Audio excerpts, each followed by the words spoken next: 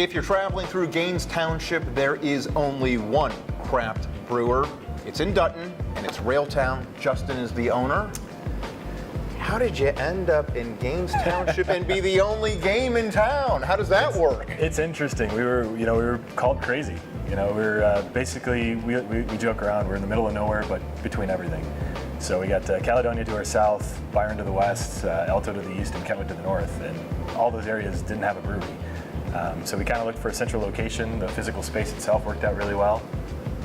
We had a bit of a battle at the township level to get a brewery in here, but in the end it was all worth it. So it's panning out very well. Tell me about that battle. This is a dry community, or was a dry community at one time? It was until 2005. So basically M6 and Kalamazoo corridor came through there, and a lot of the lawyers for some of the big chain restaurants approached the township and put together some liquor ordinances that would basically carve out a space for some of those larger chains to be able to get a beer and wine license.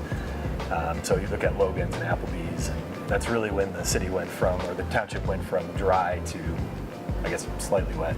So that's what really helps out, is having the big names kind of support the change. But you have places like Hudsonville and Zeeland all kind of going through that process. How does that all play out when you are talking with government officials? What's your approach? It was interesting. It was very educational for both ends.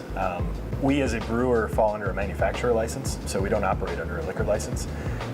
Township didn't quite know what to do with that, so they didn't have actually any ordinances in place for a manufacturer's license, which means it goes to state law if your local government doesn't have laws in the books for that particular situation. So more or less all we needed from our township was a yes or no vote, and it took us about 6 months to convince them of that, but we worked with them, kind of educated them on who we were and what we were doing.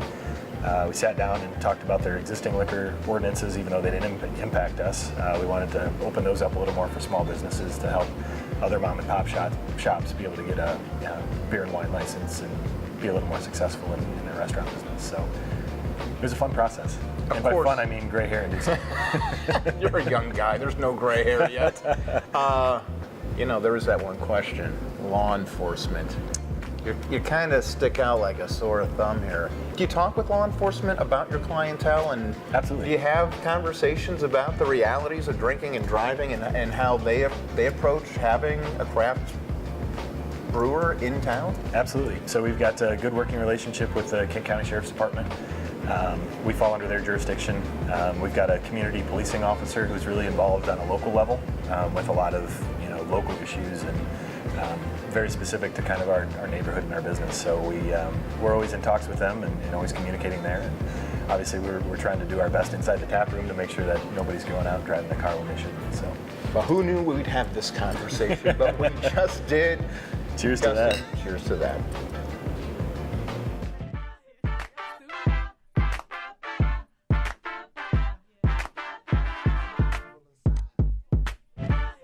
Next week on The Draught, we head to Beer City, where those growlers that you get filled get printed and etched. It's coming up. We'll see you next week.